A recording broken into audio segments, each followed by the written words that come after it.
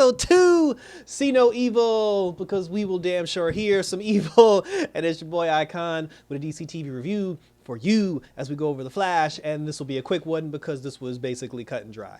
So in the last episode, we met the new Caitlin Snow, and she's just calling herself Snow. We find out that the experiment that was done last season was designed to bring Killer Frost back, but instead it fused Caitlin and Killer Frost together, scrambled their brain, and this new girl came out and she's calling herself Snow.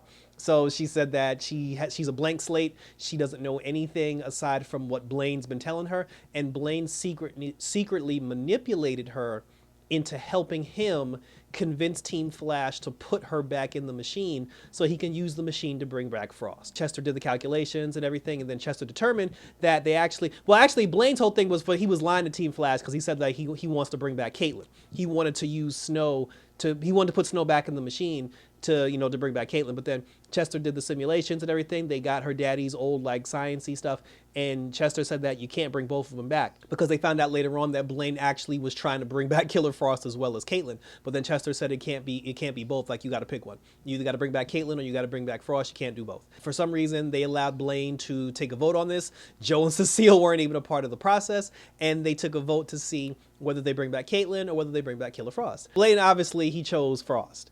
And then Allegra, she chose Frost because she said that, this is what Caitlin wanted, and Caitlin made her choice.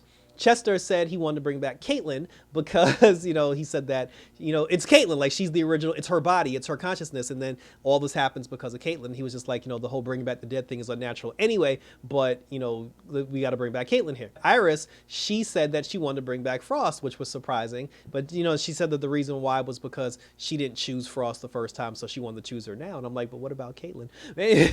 Anyway, and then they left it up to Barry. And I was just like, why are we leaving this up to Barry when 3 of y'all just voted for Frost? But then Barry said he needed time to think about it. And I'm like, but 3 of y'all just said y'all voted for Frost. So Barry goes and thinks about it. He has a conversation with Snow. He talked to Snow, and then he talked to Joe. He talked to Cecile. Cecile came out and she talked.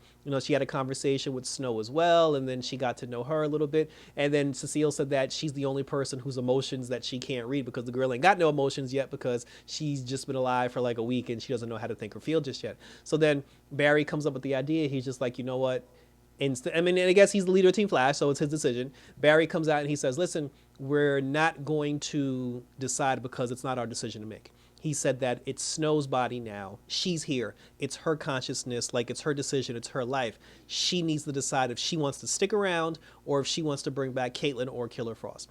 And then in the end, that's when she got up. She got happy. She's just like, oh, thank you. Thank you for letting me choose. And then in the end, she chose neither Caitlin or Frost. She decided to stay and live a life and determine what life's all about. And Team Flash is just going to have to accept the fact that Caitlin Snow and Killer Frost is dead.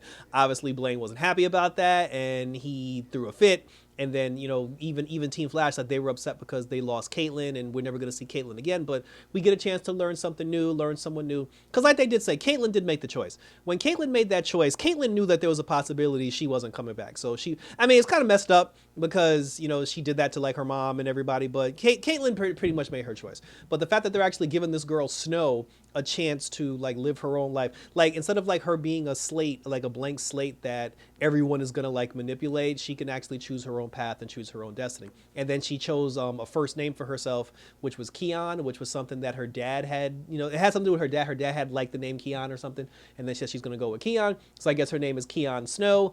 And we haven't determined whether or not this girl has superpowers yet, but I assume that's coming because because the thing is, if she was created from both, Killer Frost and Caitlin Snow DNA, why would she not have superpowers? I just don't think she's discovered them yet, or we're still in a situation where the powers have to manifest. It sucks that we're not getting Caitlin the Doctor back. I'm happy over the fact that they finally fused these two back together. And if she has superpowers, like, that'll be awesome. My whole thing was, I just didn't like the two of them being separate, so I'm just glad that they're back in one body, because all that like dual trying to come up with stupid reasons why one of them ain't here was pissing me off. So that's it now. So now the girl's trying to, Keon, the girl, she's trying to learn Team Flash and learn what life is in the pursuit of happiness.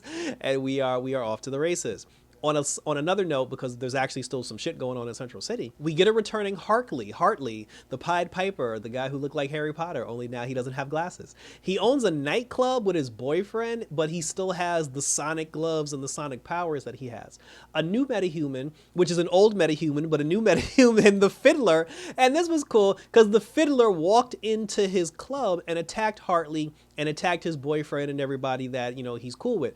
And we had the Fiddler earlier on The Flash because it was that country singer girl who had the violin, and she was the Fiddler. When Hartley had mentioned to them that, like, there was some chick with a violin rolled up on us, like, Iris immediately pulled out her phone and she was like, was this the girl? And he was like, no. So they were just like, uh-oh, we got new rogues in the house. Like, there are new rogues in the house, and now we got the Fiddler. We also got the Fiddler on Stargirl, which I thought was pretty cool too, because first it was like a mom, and then it ended up, well, first it was a dad, then ended up being the mom, then the son ended up taking over. They all dead now. But anyway, so the Fiddler has been, been surfacing through the DC universe here. So we got the Fiddler now. The Fiddler attacked Hartley to the point where he was like brutally injured, and then he ended up going to Star Labs for assistance. While he was in Star Labs being an asshole, Keon ended up talking to him, and then the two of them had a conversation. And then later on, he goes back to the nightclub because apparently the Fiddler had killed his boyfriend and killed all of his friends. He went back there for cold-blooded murder, and then that's when the Flash showed up, and then the two of them together, they took down the Fiddler, and then they realized that the Fiddler did not kill everybody.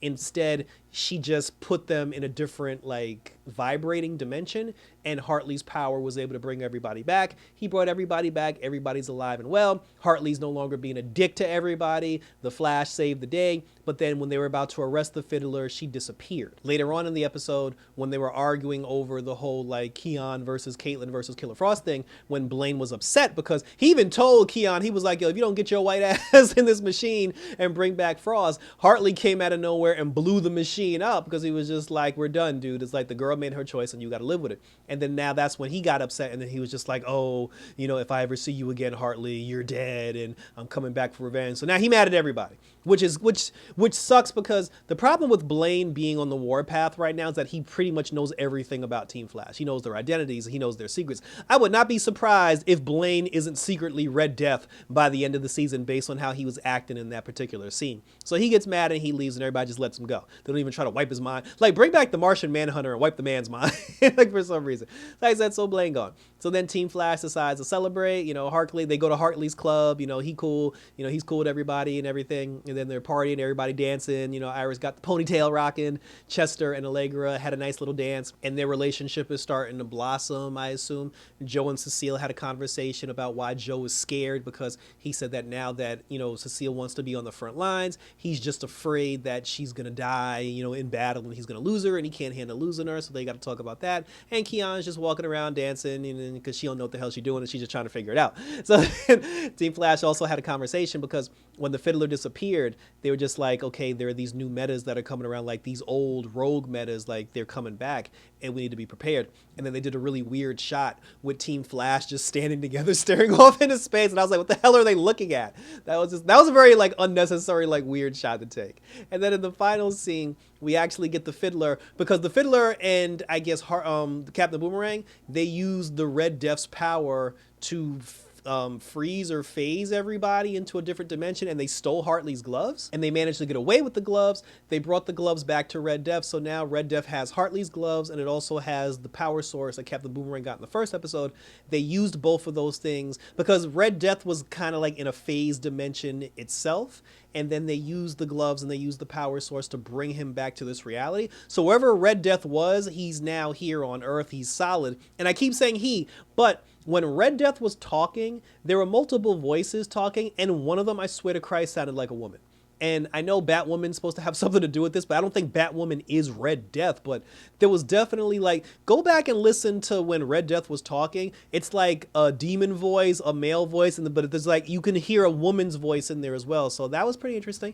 But now Red Death is here, and Red Death is like, oh, Team Flash will die and perish and blah, blah, blah. And that was pretty much it. And thank you for tuning in. So like I said, very cut and dry episode of The Flash. So Keon is here now. We're waiting to see if the girl got superpowers or not. Red Death is here, so we're here to see what the actual plan is. Like, what's the purpose of Red Death? What new rogues are going to come back in the in the episodes to follow, and where things go and how everything comes together. How long does Jesse L. Martin stay on the show? Because he's been talking about leaving since episode 1, so he ain't sticking around too long, and him and Cecile ain't sticking around too long. And like I said, my interest at this point, I just want to know at what point does Keon end up getting frost powers. So we'll see what happens with that. So like I said, check me out on Twitter and or Instagram as always. Check out the Hour podcast with myself, Justin, Sean, and Gotham Geek Girl Nadia, where we talk about Marvel Phase 4 and Marvel Phase 5. I will have an Ant-Man review coming soon, so keep an eye out on that. And for the love of God, we're still waiting for Titans and or Doom Patrol. So that was it, everybody. So till next week